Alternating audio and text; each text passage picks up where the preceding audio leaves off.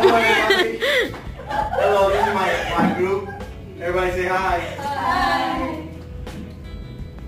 If you were a parent in the 21st century, one of your concerns was polio. So polio was a disease that paralyzed kids, mainly. It paralyzed them from the spinal cord all the way up to their feet. So although some of these kids might have died from this disease, if you contracted this disease in the 20th century, what would happen is that you would be in an iron lung. And some people never made it off that bed. But through animal testing, we were able to get a disease that by 2015, there was 0 reported cases here in the United States about polio. Animal testing saves lives, finds cures, is an adequate test subject, and is also very highly regulated. It saves lives. Animal research has also contributed to major advancements. It helps us understand, through animal testing, it helps us understand breast cancer, it helps us understand about brain injuries, it helps us understand about childhood leukemia, cystic fibrosis, malaria, multiple sclerosis, tuberculosis, and many other things, many other diseases that killed people. They were known as epidemics, that people would die, but through animal testing, which is the most viable way, helped us get to that point.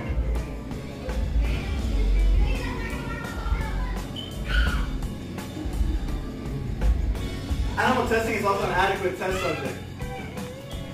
You know, human beings and animals, where our bodies and our immune system, they're very complex. Studying cells through a petri dish may help, but it doesn't really help us understand what's going on in the conscious. It doesn't really help us out what's going on with the nervous system, with the endocrine system. It doesn't also help us understand what's going on to an immune system. Adequate testing is also very necessary because it helps us evaluate drug side effects. Effects that we can't test really on humans because it will be considered as immoral. But when you use these animal test subjects, it helps us more understand, and it helps us become more medically aware. It's also very highly regulated. I understand that when animal testing was done in the earliest century, it was very controversial because they would open up dogs in the middle of the public. Like they would do all these inhumane, unregulated. Nobody would say nothing because there was always that idea that like animals aren't like they don't have no conscience. They're not allowed to say if they feel pain or not. But now we're in a whole different century where the Animal Welfare Act is established, and so what that happens is that every laboratory that wants to do animal testing or any research group that wants to do animal testing has to have a committee of an animal committee that is not only that one is not even affiliated. Has to have 3 members. One that's not affiliated with the group, and the other 2 that are from the AWA. So what does that mean? This is a group of people inside the institution that they don't care if like say one of the researchers wants to mistreat an animal that they have, like they're not gonna like be quiet. You know, this is it's like federal. So these are federal people that are there, and they're just waiting to see something to go wrong so they can shut that place down. So there's no type of conspiracy, there's no type of way that people can say, oh, well, it's because they got the AWA on their sleeve. Because that's not it. We gotta think about it as like a federal, like you know, the feds. We can't really convince the feds because like they're just waiting to like lock you up. So they don't care about these multi-million-dollar researchers.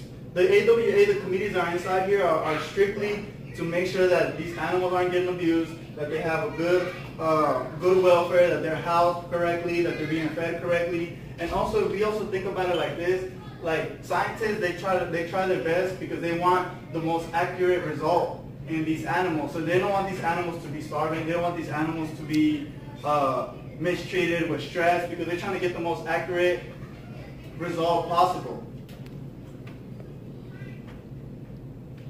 So in conclusion, if there's a small price to pay for all these medical advances that are happening, you know, animals are get eaten. You know, pigs, we eat two times more pigs than what we use for research. So animal testing, it saves lives, like diabetes. Like we would have never found out that, like the way they found out about diabetes is that they took the pancreas from a dog and they made sure about the insulin that it had inside, and so that's how they created like strands of insulin so like that humans can survive.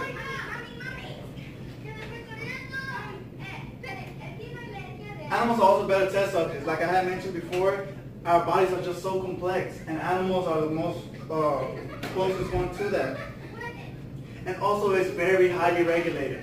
So these people, like I had mentioned before, they're not with the research group. They're a whole different entity, an entity that is really there strictly for the well-being of these animals.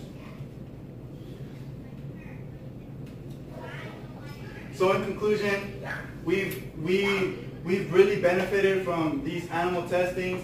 It used to be harsh in the beginning. It used to be unregulated, but now we're in the 20th century where animal rights and all these other enlightenment ideas have come to play. And so animal testing is the best way so far to be. Thank you guys.